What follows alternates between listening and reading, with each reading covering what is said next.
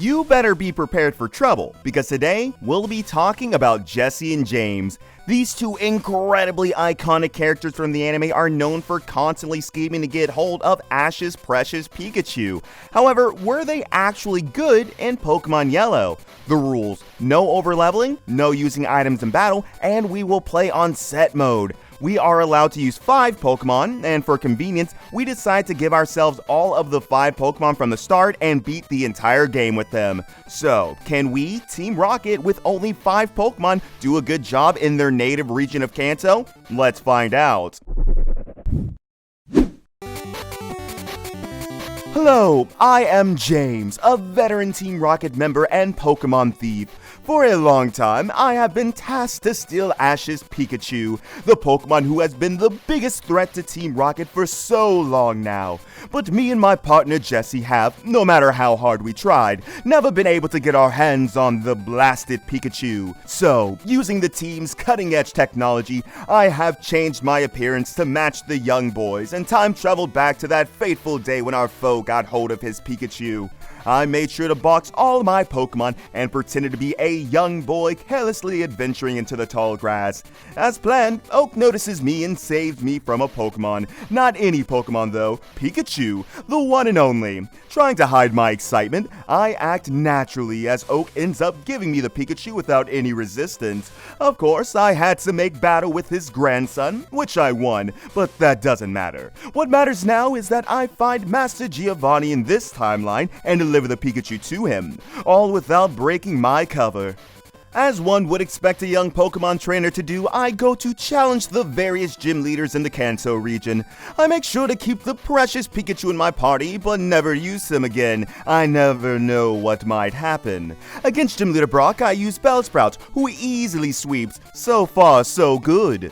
Going through Mount Moon, I make sure to act natural. I even defeat a few fellow Rocket Grunts along the way to keep the illusion intact. Heck, I even run into and beat Jessie and James from this timeline. Nothing personal, a mission is a mission. Upon reaching Cerulean City, I go face Gym Leader Misty. Once again, Bellsprout, now evolved into Weepinbell, is all I need to defeat the Gym Leader facing me, as super effective Vine Whip is just too strong. I try to go east towards Rock Tunnel, but I need HM Cut. Thankfully, I did my due diligence and know I can find it at SS Anne. So far, everything is going as planned. Now, we also fight Gym Leader Surge for good measure. Weepinbell resists Raichu's electric moves and allows for an easy win. This whole gym challenge part is easier than I thought. Those years in Team Rocket sure honed my Pokemon battling skills. But no time to waste here. We go through Rock Tunnel and beeline through Lavender to Celadon. Here lies our destination, the Rocket Celadon HQ, craftily hidden inside the city's game corner. I make sure, as always, to fight the gym first. I use Arbok to paralyze Tangela and bring it down with Gen 1 Wrap. Quite the evil tactic, but that's how we have been taught to battle at Team Rocket. No mercy. Once her Weepinbell comes out, I chip it down and sacrifice the Arbok. Then Persian manages to power through it and the gloom in the back. Finally, I can go to the Rocket HQ, where I can give the Pikachu to Master Giovanni. I quickly dispose of a few fellow Rocket Grunts and finally get to meet him face to face. Sir, I have brought you the... Sir? No, it's me, James. Boss sent out his Pokemon against me. I instinctively defended myself using Weepinbell for his rock type and put his Persian to sleep before beating it up with Arbok. Now that the battle is over, maybe we can explain what's going on to him. Boss? No, don't leave. And just like that, we have to do this all over again.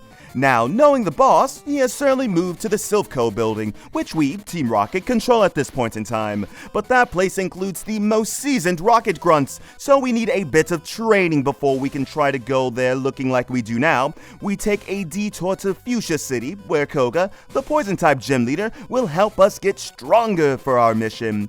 Using Persian, we defeat all of his Pokemon except for the Venomoth. So then, we opt for a typical Rocket-style play in exploding our Wheezy, but explosion misses. Thankfully, Arbok gets to finish the job and give me the 5th badge.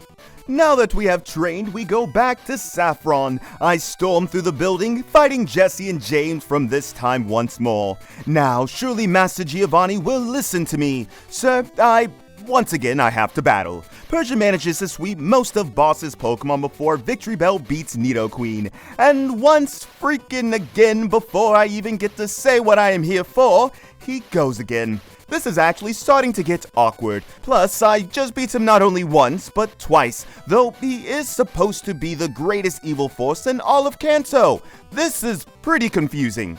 The silver lining in this whole situation, though, is that I know Master Giovanni's hiding spot. He will go to Viridian Gym, but of course, he will only allow those trainers who beat every single gym other than his to go through. Well then, I'm starting to enjoy challenging those gyms anyway.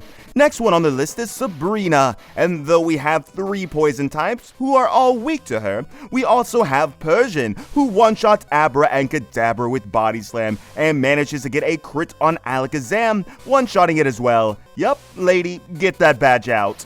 Last badge before Giovanni's is Blaine, the Fire-type leader, who our trusty Persian is of course ready to handle. In fact, even more ready than any time before, since we have the crazy strong Stab Slash. Slash in this game is, provided your Pokemon is decently fast, a guaranteed crit, making it almost as good as a non-critical hit Hyper Beam without any of the drawbacks. Using the move, we decimate all of Blaine's Pokemon. You were not prepared for that, were you? That's what I thought. We go straight to Viridian Gym, and the boss is being stubborn and in his own bubble as always. You know what? Fine, I'ma fight you if that's what you want. Persian Slash destroys Dugtrio. This time, the boss has Slash on his Persian as well, but I have a plan. Go Weezing and explode on him. From there, Persian slashes down both Nidos that Giovanni brings, and last up is Rhydon. Well, checkmate, sir. Victory Bell, Razor Leaf one-shots your ace. Now, I know for a fact that boss has nowhere else to go, so once we receive his badge and his TM Fissure, now we can finally talk like normal people and give him his stupid Pikachu, I swear to God. Okay, so boss, I want to talk to you. Wait, what do you mean Team Rocket is finished forever?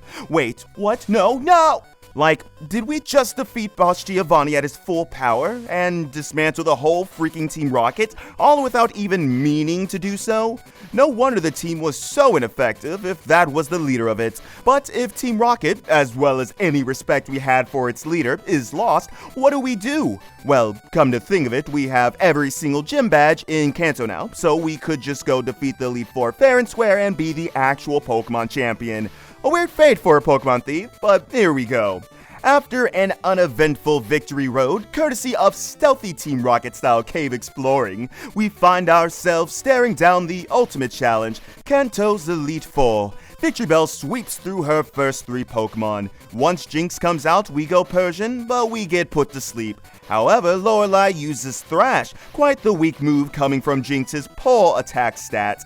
This allows us to miraculously wake up and one-shot the Psychic type. We deal a lot of damage to Lapras as well, and Lorelei uses a Super Potion instead of attacking, which lets us defeat it then and there. 1 down, 4 to go. Next up is Bruno, and holy lord, Victory Bell is such a beast. Only Pokemon that manages to even touch it is Machamp, and that is 2 shot by guaranteed crit Razor Leaves. Well, only 3 to go now. Next up is Agatha, and thankfully we have taught our Arbok Earthquake, which we conveniently got back in the Rocket building in Saffron. The first Gengar promptly falls to the move before we bring out Persian to beat the incoming Golbat with Slash. Next up is Haunter. We try to fight it but end up getting confused, so we go back to Arbok and EQ though. Agatha then sends her own Arbok. We switch to Persian, but Agatha outplays us by switching to her second Gengar. We elect to stay in and spam T-Bolt until we fall to the Gengar's attacks. Then we send Arbok. Agatha uses a Dream Eater as we manage to Earthquake the Gengar down. Only Pokemon left is Arbok, which is easy food to our own Arbok's EQ. Next up is Lance. We lead with Persian and spam Slash until Gyarados and Dragonair number 1 were down. The second Dragonair managed to paralyze us and spam Wrap. How dare you use my own evil tactics against me, Lance? We switch to Victory Bell and beat up Dragonair. Next up is Aerodactyl. We try to put put it to sleep, but of course we miss. So we sack the Persian and go Arbok. You like paralysis and Raplance? Well, here you go. We watch as Arbok brings Aerodactyl down slowly despite Lance's healing. And last is Dragonite. We switch Weezing and boom! That's the Elite Four for you. But of course that was not over. There was one trainer left. The champion, the last hurdle before my redemption for the status of Pokemon Thief.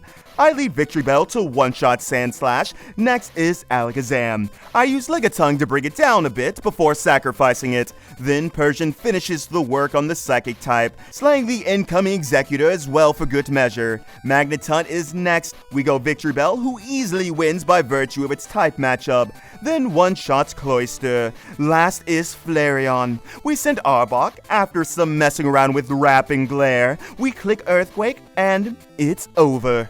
Right after we won, we were startled by Professor O coming along to congratulate me. I am now champion. No need to steal Pokemon or to do any bad things. I finally found a new way through the most unexpected of circumstances. Thanks for watching this run. We had a ton of fun making it. Actually, this Team Rocket team was surprisingly good and had answers to literally everything. Team Rocket were definitely way more goated with the sauce than anyone had ever given the credit for. As always, don't forget to like and subscribe for the channel, and have a nice one.